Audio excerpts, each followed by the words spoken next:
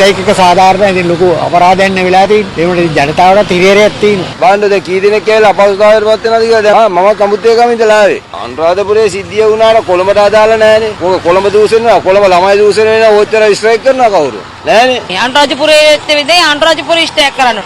මේ ස්ට්‍රයික් කරා මොකක්ද තියෙන්නේ මේ එක? තන රෝගී මොනා කරන්නද? රටේ ජනතාව ගන්නවනේ පියවර අතට. ඒකයි.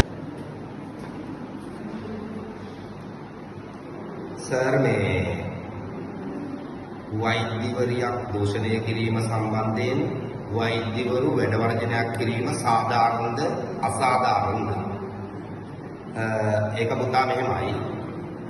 වෛද්‍යවරු තමන්ගේ වර්ගයා වෙනුවෙන් උද්ඝෝෂණයක් කරන වැඩ වර්ජනයක් කරනවා. හැබැයි ඒ වැඩ වර්ජනය කරන්නේ වෛද්‍යවරියක් දූෂණය කිරීම. අපි කිසිසේත් කැමති නෑ ශ්‍රී ලංකාවේ නෙවෙයි ලෝකෙම ඉන්න කිසිදු කාන්තාවක් දූෂණයට ලක් වෙනවට. ඒවට නිසි දඬුවම් අනිවාර්යයෙන්ම ලබා දිය යුතුයි. නමුත් වෛද්‍යවරු තමන්ගේ වර්ගයා වෙනුවෙන් ඒ වැඩ වර්ජනයක් කරනවා. ඒකෙන් ඒ වෛද්‍යවරියට වෙච්ච අපහසුතාවය වෙනුවෙන් සිදු කරාට ඒකෙන් ලක්ෂ ගාණක් ජනතාව අපහසුතාවයටපත් වෙනවා. බෙහෙත් පෙත්තක් ගන්න ආපු දුප්පත් අම්මලා තාත්තලා ටීවී එකේ හඬ නගා කියපු කතන්දරේ. හැබැයි ඒ සොරෙක් විසින් මේ දූෂණය කරන්නේ. හැබැයි අපි අහලා තියෙනවා මගේ අවුරුදු 44ක මේ කාල ජීවිතේ තුළ වෛද්‍යවරු විසින් වෛද්‍යවරියන් දූෂණය කරලා තියෙනවා. ඒ මොහොතේදී ওই වෛද්‍යවරු කිසිම කෙනෙක් වැඩ වර්ජනයක් කරලත් නැහැ. ඒ වෙනුවෙන් ක්‍රියාමාර්ග අරගෙනත් නැහැ. හැබැයි අර බුදුහාමුදුරුවෝ දේශනා කරපු විදියට සප්ත පරිහානි ධර්මවල තියෙනවා විවාහක අවිවාහක කුලකතුන්ට විනීත වීම සංවරයි කියලා.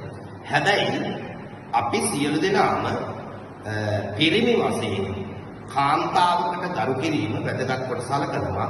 කාන්තාවක් හිංසනයට ලිංගික අතවරයෙන් ලක් වෙනවා නම් මම නම් කියන්නේ පුතේ ඒ අයට නිසි දඬුවම් දෙන්න ඕන.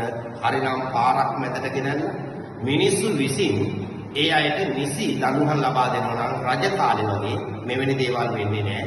නමුත් ඒ උද්ඝෝෂණයේ මුලින් අහිංසක ගම්වල ඉඳපු වෛද්‍යවරයෙක් ළඟට යන්න මුදල් නැති, පැනඩෝල් පෙත්තක් ගන්න සල්ලි නැති ඒ අම්මලා තාත්තලා ඉතාම පීඩාවටපත් වුණා. ඒ වෛද්‍යවරුන් සමන් ගන්න මම නම් මේක සාධාරණීකරණය කරන්නේ නැහැ.